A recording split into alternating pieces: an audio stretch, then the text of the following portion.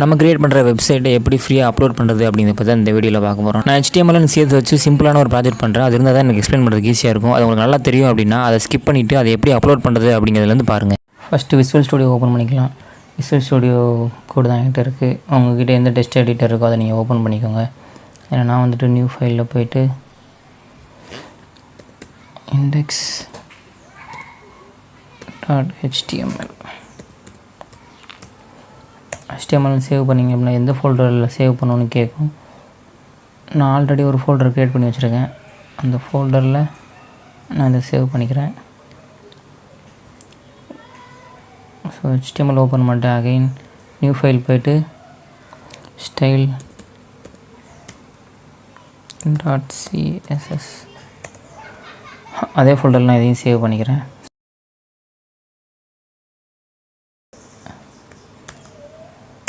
இதுதான் HTMLோட ஃபார்மேட் தான். ஐ think so எல்லாத்துக்கும் தெரியும்னு நினைக்கிறேன். சில டைட்டில் வந்துட்டு நம்ம யூடியூப் சேனல் நேமே கொடுத்துக்கலாம். டியூட் பர்ஃபெக்ட் SV ராஜா.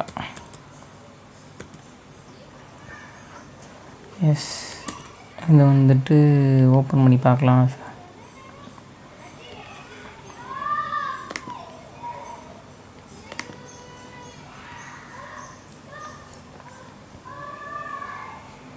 ஐ திங்க்ஸ் இங்கே எல்லாரும் தெரியும் நினைக்கிறேன். பார்த்தீங்களா, டைட்டில் வந்துட்டு டியூட் பர்ஃபெக்ட் SV ராஜா அப்படின்னு வந்துருச்சு. இதை செப்ரேட் பண்ணி வச்சுட்டு நம்ம ஸ்டார்ட் பண்ணலாம். H1 டேக்குள்ளே அகைன் நம்மளோட யூடியூப் சேனல் நேம் கொடுத்துக்கலாம்.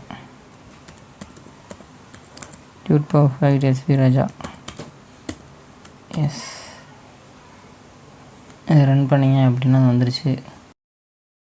அப்புறம் CSS வந்து நம்ம HTMLோட லிங்க் பண்ணணும். ஸோ லிங்க் அப்படியே இதில் வந்து CSS நேம் கொடுத்துக்கலாம்.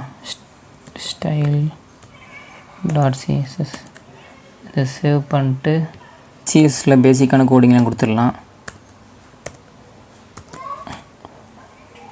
மார்ஜின் 0, பேடிங் 0, அப்புறம் பாக்ஸ் சைஸிங் வந்து border box. Yes, I think so ரெண்டுக்கு டிஃப்ரென்ஸ் தெரியும்னு நினைக்கிறேன் உங்களுக்கு. இது வந்துட்டு எல்லாமே எட்ஜில் போயிடுச்சு. இது வந்துட்டு ரொம்ப பேசிக்கானது.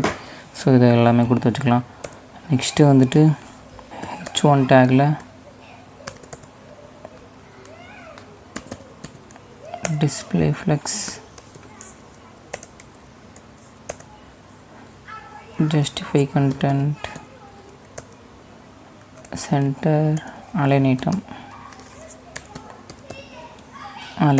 சென்டர். இதை சேவ் பண்ணிட்டு ரன் பண்ணிங்க அப்படின்னா அந்த H1 டேக் வந்து சென்டரில் வந்துடும். நான் செக் பண்ணி பார்த்துக்கலாம். எஸ், சென்டரில் வந்துருச்சு. டியூட் பர்ஃபெக்ட் SV ராஜா. அவ்வளோதான். இது வந்து சும்மா பேசிக்காக நம்ம வந்துட்டு ஒரு HTMLையும் CSSையும் வச்சு சும்மா ஒரு பேஜ் க்ரியேட் பண்ணியிருக்கோம். இதில் வந்துட்டு பாடி டேக்குள்ளே வந்துட்டு பேக்ரவுண்ட் கலர் தான் கொடுத்துக்கலாம்.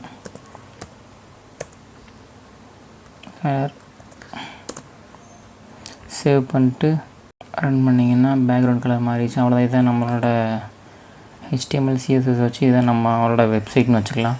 இதை தான் நம்ம வந்துட்டு எப்படி ஹோஸ்ட் பண்ணலான்னு பார்க்கலாம். நான் வந்துட்டு உங்களுக்கு புரியணுங்கிறதுக்காக சிம்பிளாக ஒரு இது க்ரியேட் பண்ணியிருக்கேன். நீங்கள் வந்துட்டு நல்லா பில்ட் பண்ணிவிட்டு நீங்கள் அப்லோட் பண்ணிக்கலாம். இது வந்து ரொம்ப பேசிக்காக நான் பண்ணியிருக்கேன். ஸோ எப்படி அப்லோட் பண்ணுறதுன்னு பார்க்கலாம். ஸோ உங்கள் கூகுள் ஓப்பன் பண்ணிக்கோங்க.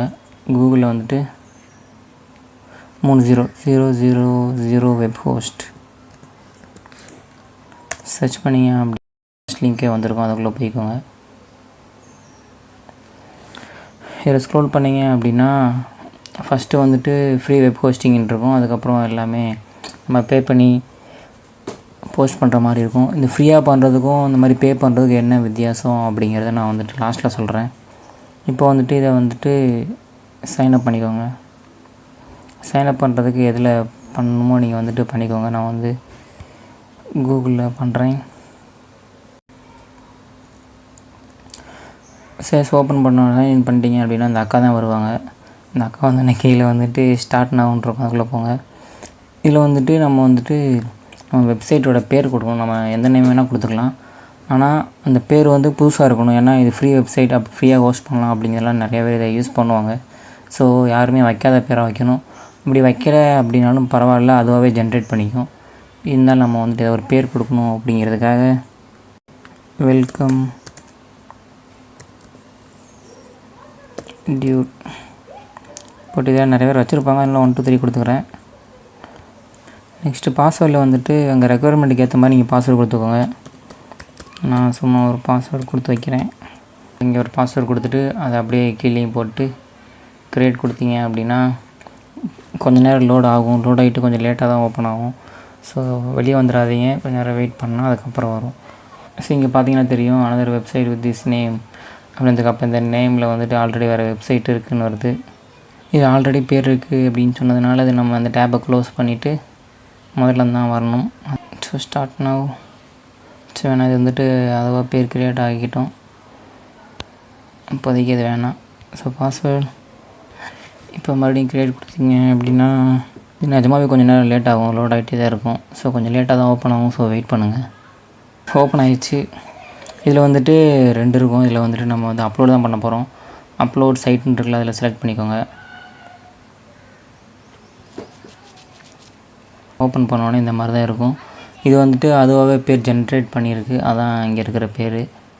ஸோ அதுக்கப்புறம் வந்துட்டு இந்த பப்ளிக் /HTML இருக்குல்ல, அந்த ஃபைலில் ஓப்பன் பண்ணிங்க அப்படின்னா அந்த ஏரோ மார்க் கீழே இருக்கிற மாதிரி இருக்கும். அதை நோட் பண்ணிக்கோங்க. இது வந்து ஆல்ரெடி ஒரு ஃபைல் இருக்குது, அதையும் நோட் பண்ணிக்கோங்க. அந்த ஃபைல் வேணும், ஓகேவா? இதுக்கப்புறம் இங்கே மேலே வந்து பார்த்தீங்க அப்படின்னா இங்கே வந்துட்டு அப்லோட் ஃபைல்னு ஒரு ஆப்ஷன் இருக்கும். அதை ஓப்பன் பண்ணி வச்சுக்கோங்க. இப்போ ஆல்ரெடி நான் வந்து அந்த ஃபோல்டரில் சேவ் பண்ணி வச்சுருந்தேன்ல, அந்த ஃபோல்டருக்குள்ளே போய்ட்டு அந்த ஃபோல்டரோட நீங்கள் தயவு செஞ்சு சொல்கிறேன், அந்த ஃபோல்டரோட அப்படியே தூக்கி உள்ளே போட்டுறாதீங்க. ஃபோல்டரோட தூக்கி உள்ளே போட்டிங்க அப்படின்னா உங்களுக்கு என்ன வரும் அப்படின்னு காட்டுறேன். ஃபோல்டரோட தூக்கி உள்ளே போட்டேன், அப்லோட் பண்ணிட்டேன். அதை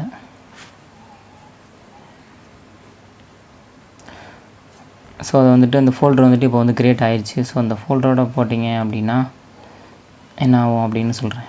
நீங்கள் அப்லோட் பண்ணி முடிச்சுட்டு அதுக்கப்புறம் பேக்கில் வந்தீங்க அப்படின்னா இங்கே தான் உங்களோட ஃபஸ்ட்டு நீங்கள் பண்ண ப்ராஜெக்ட் இருக்கும். அந்த ப்ராஜெக்டோட நேம் வந்துட்டு அதுவாக க்ரியேட் ஆன நேம் இங்கே இருக்கும். நீங்கள் புதுசாக வேறு ஒரு ப்ராஜெக்ட் அப்லோட் பண்ணோம் அப்படின்னா அது பக்கத்துலேயே ப்ளஸ் சிம்பிள் போட்டு க்ரியேட் ஏ நியூ வெப்சைட்னு இருக்கும். அதில் போய்ட்டு நீங்கள் க்ரியேட் பண்ணிக்கலாம்.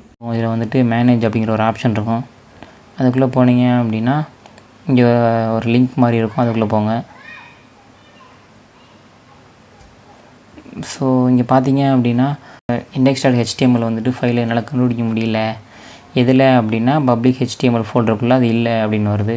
ஸோ உங்கள் ஃபோல்டரோட நீங்கள் அப்படியே போட்டிங்க அப்படின்னா அது எப்படி தான் காட்டும். ஸோ ஃபோல்டருக்குள்ளே தான் HTML ஃபைல் இருக்குது. ஸோ அந்த மாதிரி ஃபோல்டரோட தூக்கி போடாதீங்க. அப்போ என்ன பண்ணலாம் அப்படின்னா இதிலே பேக்கில் வந்துட்டு இங்கே வந்துட்டு டூல்ஸ் அப்படிங்கிற ஒரு ஆப்ஷன் இருக்கும். அதில் ஃபைல் மேனேஜரில் போய்ட்டு ஃபோல்டரை வந்துட்டு கீழே இது ப்ரெஸ் பண்ணிங்க அப்படின்னா டவுன் ஏரோ காட்டும். அதுக்குள்ளே தான் நம்ம உள்ள அந்த ஃபோல்டர் இருக்குது. அதை டிக் பண்ணிவிட்டு டெலீட் பண்ணிடுங்க. திரும்ப அப்லோட் ஃபைல் கொடுத்து இந்த 2ஐயும் அப்படியே கிராப் பண்ணி இதில் போட்டுடலாம். இதில் வந்துட்டு index.html இருக்குது, style.css இருக்குது. நம்ம பண்ண ப்ராஜெக்ட் மொத்தமாக இதில் வந்துட்டு அப்லோட் பண்ணிடலாம். உங்கள் ப்ராஜெக்ட்டில் இமேஜ் எதாவது ஆட் பண்ணியிருந்தீங்க அப்படின்னா அது இதுலேயும் அப்லோட் பண்ணியிருக்கணும்.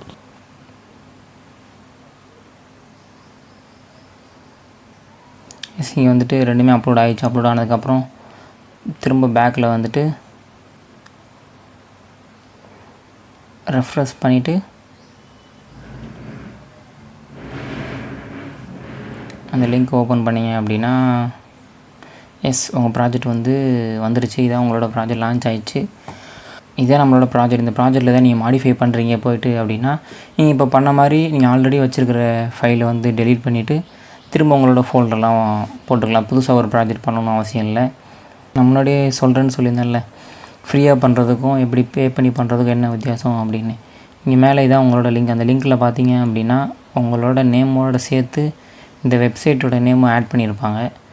ஸோ இது மூலிமா அவங்க வந்துட்டு இந்த வெப்சைட்டை இது பண்ணிக்கிடுவாங்க. ஸோ அதனால் நீங்கள் ஃப்ரீயாக பண்ணும்போது இந்த பேர் உங்கள் வெப்சைட்டோட வரும்.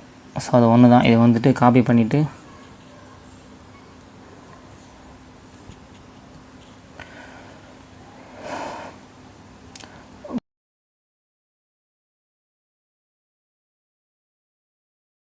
இது வந்து லேப்டாப்பில் இருந்து வாட்ஸ்அப்புக்கு நான் ஷேர் பண்ணிட்டேன். இப்போ என்னோடய ஃபோனில் வந்துட்டு அந்த லிங்க் ஷேர் ஆகிருக்கு. அது மூலிமா என்னோடய வெப்சைட் ஓப்பன் ஆகுதா இல்லையான்னு பார்க்கலாம். நீங்கள் உங்கள் வெப்சைட்டை ரெஸ்பான்சிபிளாக பண்ணீங்க அப்படின்னா அதோட அவுட்புட் அந்தளவுக்கு இருக்கும். இப்போ வந்துட்டு நம்ம லேப்டாப் ஸ்க்ரீனுக்கு பண்ணதுனால அதோட அவுட்புட் ஃபோனுக்கு கரெக்டாக மேட்ச் ஆகாது. ஏன்னா நம்ம லேப்டாப் ஸ்க்ரீனுக்கு தான் பண்ணியிருக்கோம். தட்ஸ் இட் கைஸ், உங்களோட ப்ராஜெக்ட்டை நீங்கள் ஃப்ரீயாகவும் ஈஸியாகவும் லான்ச் பண்ணிட்டீங்க. என்னோடய லாஸ்ட் வீடியோவில் என்னோடய ப்ராஜெக்ட்டை நான் லான்ச் பண்ணியிருப்பேன். அதை செக் பண்ணினா செக் பண்ணி பாருங்கள். இந்த வீடியோ உங்களுக்கு யூஸ்ஃபுல்லாக இருந்துச்சு அப்படின்னா லைக் பண்ணிடுங்க. வெப்சைட் டெவலப்மெண்ட் ரிலேட்டடாக வீடியோ பார்க்கணும் அப்படின்னா சப்ஸ்கிரைப் பண்ணிங்க. தேங்க்யூ ஃபார் வாட்சிங் கைஸ்.